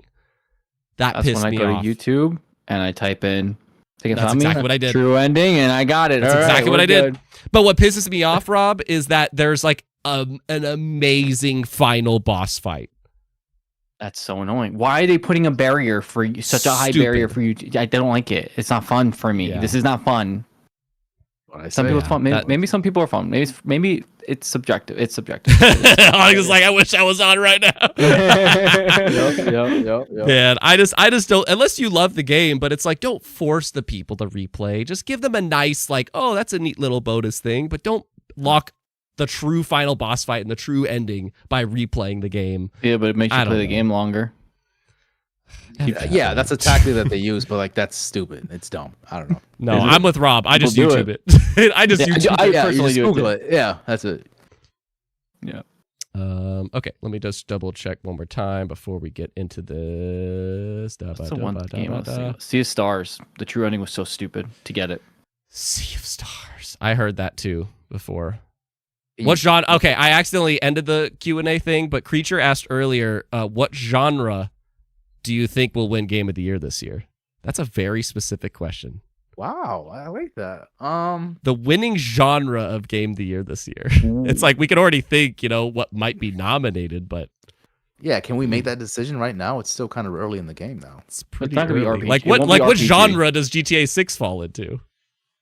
Action adventure. No, it's not. Open world. Yeah. Yeah, Joseph Fares genre. The action. Action adventure. Yeah, if you bet on it. The question. Yep. I would action adventure is the safe guess. Yeah, that's just the easiest one. That's probably action adventure. If you're bold, you say cooperative. Do we have a co-op? No. I mean, category. I mean, Monster Hunter Wilds, if you consider that co-op. I don't know what genre but like, is there a category? Like, where I'm thinking of like split fiction. Where is that going to fall? Like family, action adventure, maybe action family. Adventure. Yeah, I would say action adventure. Yeah, co-op action adventure. Yeah, it's because it's gonna. It's like what do you think is Game of the Year? But describe what the game is without saying the title. Like that's basically what that question is. Yeah. Yeah, C2 best family. Yeah. That game's gonna sweep, man. It's gonna take a lot of awards. At least be nominated, in my opinion. I think we'll be nominated for a lot. I don't know about sweep, but yeah. But we'll see. But for now, I want to hit this. So one more plug-in before we hit this good game and this beautiful big picture talk. I'm gonna plug in. Next week is gonna be the effing show, because next week I need to work on content galore because I want to make it the Nintendo build-up week. Because next week is going to be the last full week before the Switch 2. And next Friday, I have Nick from the Friday Night Gamecast and Onyx from the Gaming Resume hopping on. And I know, it's funny because I told this to Josh last week. And it's like, I know everybody that's been on Good Game except for the Elder Trolls is gonna want to be on that show. Like everybody's gonna want to be on that show. Yep. So we'll see, but maybe I'll reach out to you guys. So there's like a fun little thing that I need to send. You two are the only one that haven't had this yet. I have a sheet, a Google form that every previous guest of Codename Good Game is ranking what their favorite Switch games of all time are. One of the best Nintendo Switch games, and I'm going to send it to you two after this. I just didn't want to overwhelm you with the show coming up and everything. That you got to rank what your top 10 Switch games are. Top 10. And then I'm going to compile it as to average it out. Like what are our cumulative top 10? And it's going to be exciting. Love that. That's happening next time. So next episode's going to be dope, but I'm just excited, man. So many like Kel wanted to talk about it, but I'm like, man, that's our entire show next week. That so was you actually can hop on my it. topic. Yeah, I want to talk about what to expect, but so I definitely understand why. So yeah. So we're saving that for next week. But before next week, we have a lovely, good game to play. Ladies and gentlemen, it's time for trivia. So what we're going to do today, I was thinking of putting you two against each other, but I remember last time we did that with over and under, I believe. I haven't seen you two work together on 20 questions for a while. So even though we did that last week, we're doing that this week. yeah. You two are going to work together for over 20 questions. All right. I think we did. And I'm not going to. I don't remember what we did last time. I only remember you one time, and we had like Uncharted. It was over under. It was over under last time. Yeah. Well, that's what we did last time. Yeah. But this time I want to throw two curveballs at you. One, I'm no longer going to require at least you both to agree on a question. Just shoot it out, or if you want to run it by your teammate, you can. Okay. But just shoot it out if you got one. Got it. And two, we're going to try to get this done in 10 to 15 minutes. Okay. We got it. I did this last week alone, and somehow, because it was my birthday one, I got it in like 8 minutes and 12 questions. Damn. I felt like the man. All right. It was crazy, but anyway, it was Metal Gear Solid 5 Fan of Pain. You guys got this. I'm ready. Yeah. Let's do it, Kelvin. Okay. You got this. So, and again, this is submitted from our next week's guests, Nick from Friday Night Gamecast and Onyx from Gaming Resume. Which one? You'll have to guess by the end of it. So the game is here. Let the questioning begin. Yeah, 15 minutes. I'm locked in. You want to go first, Rob? Depends on the question. No, well, we asked the questions. A yes or no question. I can only answer with a yes or no. Sometimes I might say a soft yes or a soft no. Is this game an RPG? I'm going to stop sharing my screen because I'm going to fact check some things. Is this game an RPG? No. Okay. So it's not Onyx that picked this. That's for sure.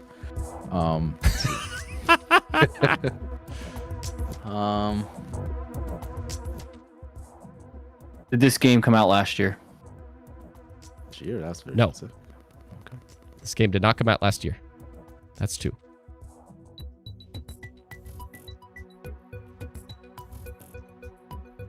Is this a game that? Hang on. Let me word this.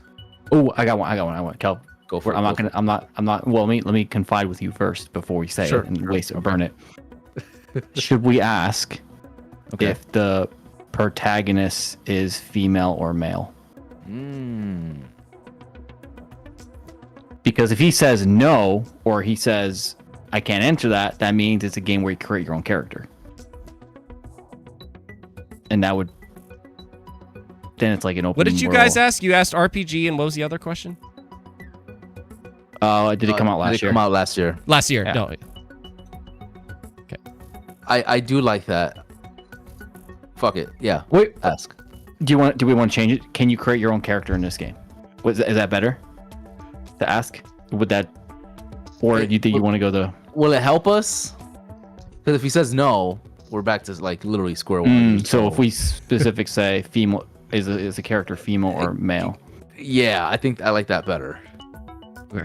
So, Tony, is a protagonist a male or female? Like either or? Yeah. So if it's not a female or male, then it's like an alien or a transgender or what? What are we talking about? What if you're not human? I'm trying to word this like, how can we get it? Is to it where you female? Can Do you want to just say it's a female? Yeah. Is the protagonist a female? No. Fuck. Now we have what? That's only 3. 90 You got plenty of time, so just keep busting it. I always say these first 10 questions, just bust them out. They're general. That's how I did it last week. Just bust it out. Just general questions. Is this game from the PS2 Xbox era? Is this game for the PS2 Xbox? I'll also add GameCube era. That whole spiel. GameCube. No. Yeah. Yep. Yeah, that whole section. Okay, so we can like move that out of the way, out of the equation, you know? Okay. Yep. So Did this game release in the last 5 years? You guys don't see my screen now, right? I stopped sharing. No, Yeah. no, we don't see it. I'm pretty sure I know the answer to this, but let me just double check. It doesn't help us, but it doesn't. but a little. It drills it down. What was the question? What was the exact question? Has the game been released in the last 5 years? Yes. That's what I thought. Hey, last 5 years. Hey. yes, that's a little more. Hey. Okay, so what we're looking at 2020 to 2025. We're looking at PS5, end of PS4 era. Because 5 years ago is 2020. Yep. So it's during is a pandemic game. Is this a Nintendo game? No. This is not a Nintendo game. That was a good one. That's a good one because I was thinking Animal Crossing, like, you know. is the publisher Japanese? Is a Japanese publisher? No.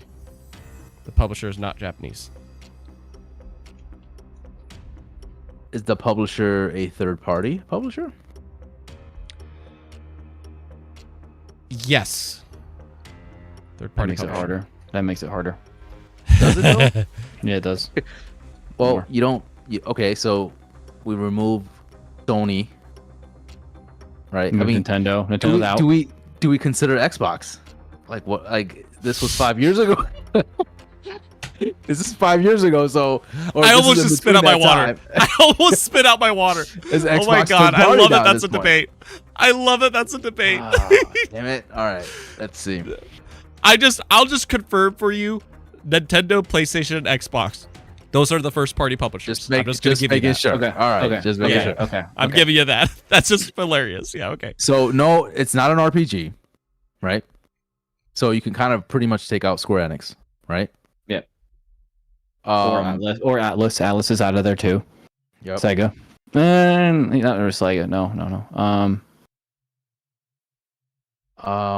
Is this an action adventure game? That genre is a really weird genre now. It is. It is. I would say no. No. I'm no. Okay. I just want to shout games. It's just now. that genre is a weird genre now. You know what I mean? Yeah. Like yeah. Okay. I don't believe anybody would classify this as that. I don't think this would just come to people's minds if no. It's a hard one. No, it can't be that hard. Come on, we got it. It's such a small window. I Like, 5 let them years pick is such it. a small So window. I let them pick. All right. The guests from next week tortured you with this one. Or will they? Is it a fighting game? Is it a fighting game? No. That is 10 questions. Damn it. Okay. All right. Here we go. Game time. So what We're genre halfway. is it? I'll recap. So it was released in the past 5 years. It's not a Yep. fighting game, RPG, or action adventure. It is from a third-party publisher, but it's not from a Japanese publisher. Those are your main, most useful clues. So you got a good general idea of stuff now. In the past 5 years, it's not fighting, action, adventure, or RPG, and it's from a third-party publisher that is not Japanese.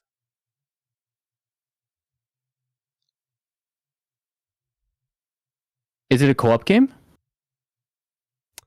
No, it is not a co-op game. Oh. Damn it, Rob. Sorry. All right. I'm running out of ideas now. Oh, I have a question. Wait. What is it? Let me ask it. To complete I the like main this more. I story, like this is more. it over or under 20 hours? Ooh. Very in theme with the episode today. I like it. Yeah. What was the budget? No, I'm just kidding. Man,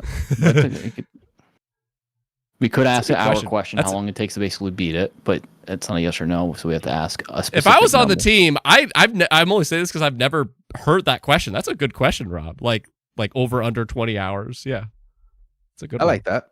It kind of spaces out a little bit, but then, yeah. Well, Yeah. RPG would eliminate because RPGs are huge and they take forever. So, Or would this classify as an indie game? Like, is it an indie title, and can you classify that as like over under 20 hours? You know, I want to take both of those questions, man. Those are both good questions. those are good questions, right? I like that. All right, Rob, all right, hit yours. yeah, Go. all right. Is this game to complete the main story under 20 hours? Is this game typically under 20 hours? Yes. Okay, that makes it a little easy. Is this game considered an indie title? This is another one that I'm pretty confident I know the answer. I just want to double check. Yes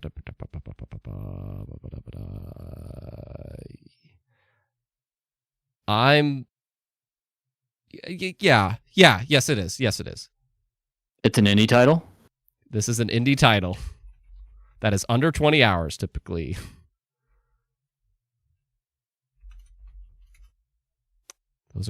Both those questions are helpful because now you know it's shorter and it's an indie game. So there you go. Is it a roguelike? I was just gonna ask that. Well, there you go. You guys agree. Is it a roguelike? Wow. I instantly had an answer, but now that I'm thinking about it, I'm like, no, it's not. No. It's not. We'll have a conversation after, but no, it's not. Don't think about that. No, it's not. Don't think about that. It is not a roguelike. So, Kelvin, Okay. I'm going to confide in you again. Yes, talk to me. So, I was thinking Sifu because I know that's not the answer, but he said, is Sifu considered a fighting game? No, right? It's like a beat 'em up. The Game Awards said so. Yeah. Yeah, it's a fighting game. Okay, so because it's definitely an indie that released in the last 5 years, under 20 hours. Oh my God, there's no way we're getting this under like. Yeah. All right. Is this this is gonna be a weird question? I might talk to you before asking, Yeah. but was this game? And I don't even know if you have the answer to this, Tony. But was this game at PAX in any shape or form? Are we asking that? You said you were going to talk to Rob. I'm talking to Rob. I'm talking to Rob. Oh, okay. Because like if you think about it, we've been to PAX the last five. I'm gonna say I don't think I would be able to answer that question, so I wouldn't ask it. Okay.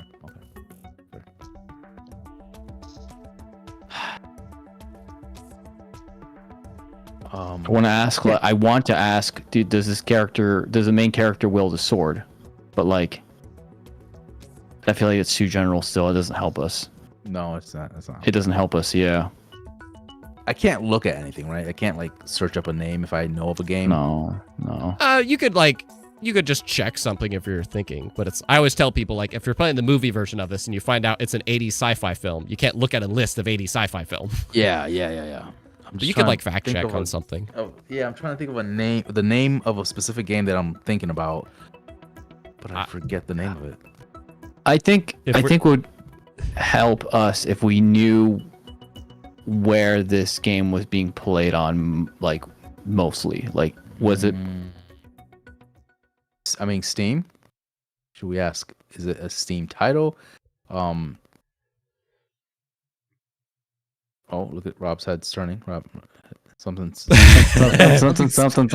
spinning there. Shit, guys, this is hard. Okay. If we're doing the time limit rule, you guys Is the main I'm gonna ask you first, Kelv. Is the main character a human? Do we ask that? Yeah, because the game that I'm thinking about, they're not human. That's a good one. And so I like that. Yeah, let's do it. Is the main character human? Question 15 is the main character human? Yes. Damn it. Well, that makes it hard. Yeah. Okay. I'm gonna be. Yeah, I'm gonna be mad once we get Wait, this. so it's human. Okay. We have to burn. We're gonna have to burn these, but we have to ask if it's probably a third person, based on this, right, Kelv? It's probably a third person game. See, I was envisioning a side scroller of some sort. So that would not qualify. So when you side scroll a third person or first person, that would burn 3 questions. And then we have to. That sucks. I mean, what time are we? Let me tell you. So yeah, we're running low, but let me tell you, I don't think you guys are gonna get it. Thanks. I not that I don't have faith, but just like when I pick this game, I'll say who sent it, and I'm like, that's freaking good. That's mainstream enough that they might get it, but it's also hard enough that they probably won't. So I do want to throw you a lifeline if you're open to it from somebody in the chat. It's a good question. You only get one of these. Should we do it? You guys get a lifeline. Fine. What's us? John Baker. Is it? it a puzzle game? Yes. Is it a puzzle game? Yes. That makes it harder almost because I'm not really too. I'm not. But now at least you know the genre. That's why I'm like, came out throw in you the that last lifeline. 5 years? That's a puzzle game. That's not. Okay, so hang on. It's not an RPG, so that's. But the main character is human, and it's a puzzle game. Think about that. The main character is a human. It's a puzzle game. You can beat the game in under 20 hours. Yep. Made by a third-party publisher. I'm looking at the chat, but I'm just looking at like all the stuff that. Oh, now you're just diving into it. No, well, I just want to see like what for the recap. Sure. Yeah, the recaps. Yeah. Okay, at this point, yeah, like we've crossed the threshold. So at this point, just work together with the chat. If you're watching this, let's see if all of you can band together to figure it out. So now your third person is the people watching. All right, roguelike. Because we did exceed the 10-50 minute area, or we're in there. So. Damn, this is tough. This was a good pick. It's not a Japanese publisher, which sucks. Which sucks. Which sucks. No, I meant like, or no, sorry. So that's publisher. Publisher being Nintendo, Xbox, or so it could be like an Atlas or something. That doesn't count as a publisher. That's a developer. Yeah, but it's not Japanese, right? We need to find who the developer. The easiest way for this is to find out who the fucking developer is. Sorry for my language, but we need to figure out who the developer is for this. And that'll because then you're like, okay, what developer does puzzle games? Yeah, you know it's an indie though. You know it's an indie. Oh, it's an indie. We're not in the puzzle space, Rob. This is a lost cause for us, you know. I'm not giving up. But hang on, what do we got here? But dude, they're indie. I have no idea. I'm gonna when you guys. So here's what we're gonna do to wrap the show up. So those in watching, you guys submit questions as well. Like I'm gonna take Supertones. Is it first person? No, it is not first person. Puzzle.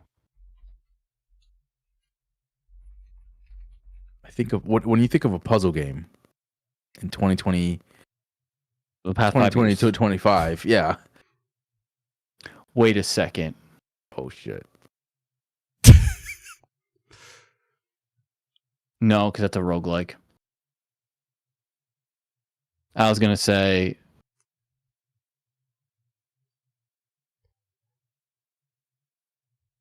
Has this game been nominated for Game of the Year in the past 5 years? Nominated for Game of the Year in the past 5 years? No. Okay, so it's not the game I'm thinking of. So I'm gonna give you a little bit of a bone here. I worry it's gonna throw you off too much, but the roguelike question kind of threw me off. And you'll understand why afterwards. And I'm like, what encompasses a roguelike? And I picture roguelikes, you know, you go through the level or whatever again and again. You it's like combat based and you take something back or whatever. I could see somebody saying that's like a soft no to this for reasons that we'll get into. So I'll say there's maybe a similar roguelike element, but I don't think anybody would. I don't know. It's a debate for roguelike for this game, but for reasons you'll understand after. Okay. But you know it's not a game of the year nom, and it was an indie and all that shit. Was its Metacritic score? Oh, that's fun. Below 85%. Kel, you want to adjust that number at all, or you want to keep it 85? 85? That's a little. I feel like 90s too. I love so many games. Yeah. Puzzle game. What the fuck is there? How about? Released? I'm gonna throw you a bone. How about 80? 80? Because that's kind of a good threshold, in my opinion, of like when a game is like really good or it's in that okay or good area. Okay. Yeah. 80, I'm right? gonna say, did this game review above 80 on Metacritic? No, it didn't. It did not. So it's below 80. Below 80. Below 80. Okay. As to how much below, that I'm not answering, but how many do we have left? Onyx is like, what the fuck? Yeah, what kind of fucking game is this? We have 2 left? No, 3 left. I believe this is your last 2. question. We have 2, right? Question game of the year 19, above 80 on Metacritic. Oh, one more. No. One more. Yeah. Oh, Yep. Okay. Damn, dude. I don't know, man. We're cooked. I don't think At this anybody point- watching knows it either, man. At this point, we just have to say the game. We can't. Well, I don't even know what game to say Yeah. because I don't even have an inkling of like what could this game be. This legit has me stumped because Okay, the roguelike element, I'm going to throw you a bone. The roguelike element, it's not in the combat sense, but there is kind of a rinse and repeat element to the game. I don't know if that classifies it as roguelike, though, but there is a sort of rinse and repeat element. Are there cards involved in this game?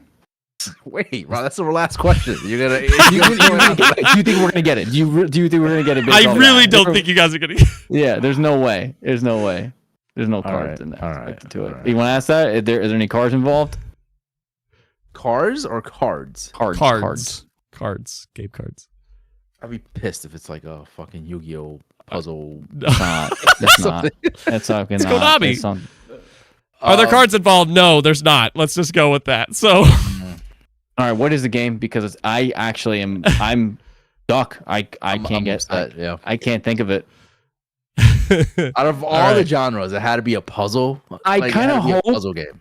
It's a game. I would have never gotten that. But if it's a game I would have gotten, I'm gonna get pissed.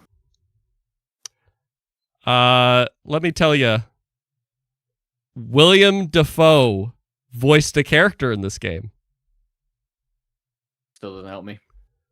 William Dafoe voiced a character in this game, as along with the dude that plays Split. I forget that actor's name. He's awesome. And Daisy Ridley. What a cast in this indie game published by Annapurna. Sentiment? No. The game, ladies and gentlemen, was 12 minutes. I would have never gotten that. God, 12 minutes. I would have not gotten it. Nick from the Friday Night Gamecast said 12 minutes, and I was like, dude, that's gonna mess with their minds because that showed up enough. It showed up, I think, once at Summer Game Fest. It showed up twice at Xbox shows because it was an Xbox exclusive. It was not published by Xbox, though. And this is where I was like, what? Is it roguelike? Because, yeah, you're repeating, but you're not like... It's like information roguelike, but I don't know if that's a roguelike, you know. Would have never gotten this. I mean, that's a good game. Like this is I want to play this game, but damn, I would have never ever. I admit the other one Nick submitted was Tales of Arise, and that would have been easier. That. Yeah, you guys would have. you guys probably would have 100%. got that much easier. I also admit I don't know if I would have been able to answer everything because I haven't played it, but yeah. I see Onyx is like, OMG, I remember this game. Yeah. So when you say puzzle game, instantly my brain goes like Tetris. I think yes, me too, I dude. couldn't get it out of my brain. I couldn't get it out of my brain. So Yep. Yeah. Same. Yeah. This you guys, it's okay. That was fun. It was tough. I know it was tough, but tough one. That was a tough one. I wanted to challenge you both too, but yeah, and I'm like, it's been in enough things that hopefully it's not too unfair. But you're right when you said this was a puzzle, it's out of our wheelhouse. It's like, oh shit. Yeah. Well. Yeah. I wanted to be Hades for some reason. Like, I had Hades on my mind. Oh, see, if it was Hades, I wouldn't hesitate on the roguelike part. Yeah. I would love Yeah, if anybody watches this, let me know. Like, would you think 12 minutes is classified as roguelike? Like, I don't think so. It's just, it's more like an informational roguelike. But who played this game? Then? Who played 12 minutes? It didn't. I played it for 12 minutes. I played it for literally. 12 minutes. Because I was like, this is just not my thing. Not my jam, man. So it was on Game Pass. Yeah, it was on Game Pass. It was on Game Pass. Yeah, that's why I played. It's definitely a 7 out of 10. The reviews are definitely worthy of what they are. So. Anyway, and Inferno too.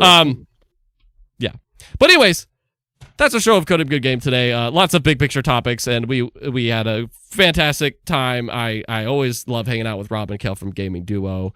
Boys, thank you so much very much for coming on. Is there any parting words you would like to bestow between Rob? How about you? Watch out, we're coming for you guys. Oh shit. Watch out! Here they come. We have good stuff where we're using our noggins here to come up with some really good content for you. Like I said, we're a little bit on the slower side of releasing stuff these past few months, but we're still chugging along. And we got some pretty good ideas brewing. So watch us at the Gaming Duo. Mm-hmm. Yeah, I mean, listen, we're doing a lot of stuff behind the scenes. I think we're like really turning things around. So hopefully, we implement all the things that we're, thinking about. But tune in on our socials, on our episodes, on our podcast. Obviously, the Gaming Duo. So you can check us out there. You can check us out on the website, thegamingduopod.com.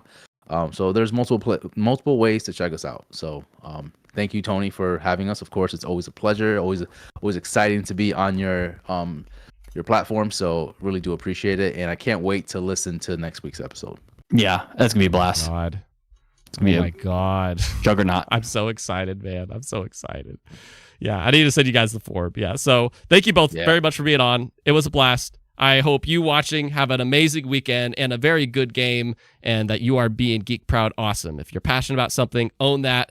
Just enjoy who you are. Be proud of who you are so you can have that awesome life. That's my motto here, and I love talking games with you. But until next week, we got a lot of Switch 2 build up to do in just that last week. And I hope to see you then.